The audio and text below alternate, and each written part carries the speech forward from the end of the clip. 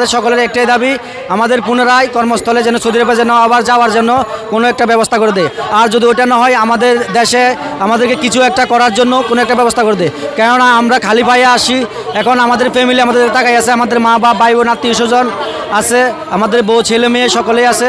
তো ওদের কী অবস্থা হবে আমাদের যদি এই পরিস্থিতি এই সিচুয়েশন থাকে? তো আমরা এটাই চাই যে আমাদের পুনরায় যেন জায়গায় রিটার্ন যেন পাঠিয়ে দেয়। আর না হয়তো ওটা যদি না পারে তাহলে আমাদের এই দেশে যেন কোনো একটা সরকারি চাকরির জন্য ব্যবস্থা করে দেয়, যে আমাদের পরিবারটা মোটামুটিভাবে চলতে পারে। দেশের জন্য আমরা কোটা আন্দোলনে নামছিলাম, প্রায় মিনিমাম 70-80 জন লোক। এর মধ্যে আমরা অ্যারেস্ট হয়েছি 34 জন সৌদি প্রবাসী মদিনার। সকলে আমরা কোম্পানির লোক ছিলাম, আমরা 34 জন। তো আমরা বিগত আপনার ছিলাম 1 মাস 18 দিন জেলে ছিলাম। এরপরে আমরা এই বাংলাদেশ দূতাবাস থেকে ডক্টর ইউনূসের কাছে আবেদন জানাইছে। এরপরে যাই আমরা ওইখান থেকে আমরা স্থায়ী পাই, বাংলাদেশের পরে ফিরে আসি। এখন আমাদের একটাই দাবি ভাই, যে আমরা যেন পুনরায় আবার কর্মস্থলে যেন ফিরে যেতে পারি। আর যদি ওটা করতে না পারে তো আমাদের সরকারে এই দেশে আমাদের জন্য কিছু একটা যেন করে, যেন কোনো একটা যেন কাজ দেয়। কেন ভাইয়া দুঃখের বিষয়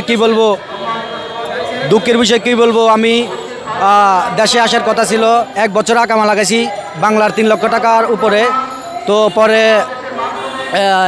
কি হলো সেটা আর এভাবে আসা হলো না, জেল দিয়ে আসা হলো। ঠিক আছে, যে আমার ফ্যামিলি আছে, পরিবার আছে, ওদের মুখে অনেক হাসি থাকার কথা ছিল, কিন্তু অথচ জেল দিয়ে আসার কারণে অনেক দুঃখজনক, বাড়িতে কান্নাকাটি, চিৎকার, অন্যান্য ইত্যাদি। ঠিক আছে, এইভাবে আমরা 34 জন প্রবাসী, প্রত্যেকটা ফ্যামিলিতে একই অবস্থা। তো আমাদের এক একজনের মিনিমাম 4-5 লক্ষ, 8 লক্ষ, 10 লক্ষ এরকম অনেক ঋণ আছে। ঠিক আছে, এগুলো দেওয়াটা আমাদের জন্য অনেক টাফ ব্যাপার হয়ে গেছে, কারণ আমরা এখন বাংলাদেশে আসি, এখন খালি হাতে পায়ে আমরা আসি, কিছুই আমরা নিয়ে আসি না সাথে করে। তো আমরা জানতাম যে ওই দেশে এটা চলে না, তারপরেও আমরা কি করব, দেশের মায়া ছাত্রদের যে অবস্থা দেখতেছি, এই জন্যই আমরা দেশের ভালোবাসার কারণে আমরা সকলে রাস্তায় নেমে পড়ছি। যাই হোক, আমাদের এখন নসিবে ছিল এটা, তো আমাদের জেল দিয়ে আসা হয়েছে, আসার কথা ছিল ছুটিতে।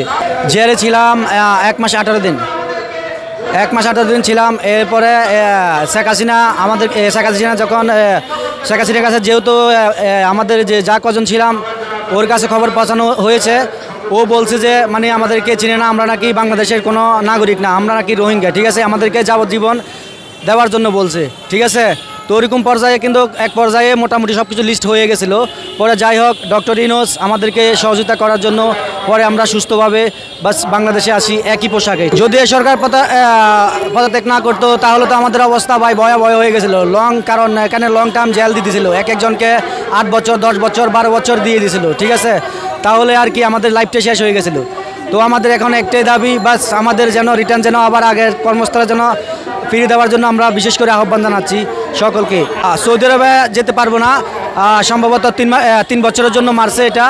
তো এটা যদি লাইন গেট থাকে, তাহলে যদি কাটার কোনো সিস্টেম থাকে তাহলে কেটে আমাদেরকে আবার কর্মস্থলে পাঠিয়ে দেওয়ার জন্য আহ্বান জানাচ্ছি সৌদি আরবে। দেশে আমি তখন 6 লক্ষ টাকা আমি খরচ করে গিয়েছিলাম, টাকা আমার পুরোপুরি উঠে নাই। ঠিক আছে, আমার অর্ধেক টাকা উঠছিল, তো আর অর্ধেক টাকা পড়ে আছে, এগুলো এখনও অনেক ঋণ।